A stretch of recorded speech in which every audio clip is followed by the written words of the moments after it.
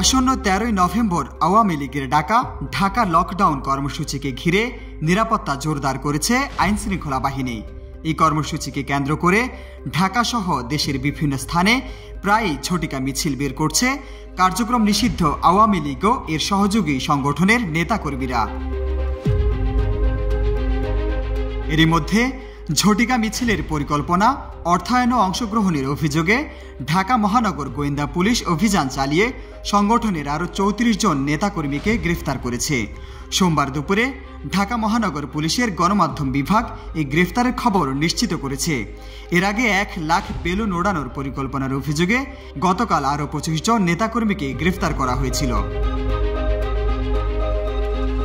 তবে স্বরাষ্ট্র উপদেষ্টার পক্ষ থেকে বার্তা, এই কর্মসূচি ঘিরে কোনো ধরনের শঙ্কা নেই, কারণ আওয়ামী লীগের কার্যক্রম এখন নিষিদ্ধ। পরিস্থিতি মোকাবেলায় সেনাবাহিনী মোতায়েন থাকবে বলেও জানানো হয়েছে। নিষিদ্ধ সংগঠনের এই কর্মসূচি এবং আইনশৃঙ্খলা বাহিনীর কঠোর পদক্ষেপ 13ই নভেম্বরের ঢাকাকে ঘিরে রাজনৈতিক উত্তাপকে বাড়িয়ে তুলছে। রাশেদ বিল্লাহ, জয় জয় দিন।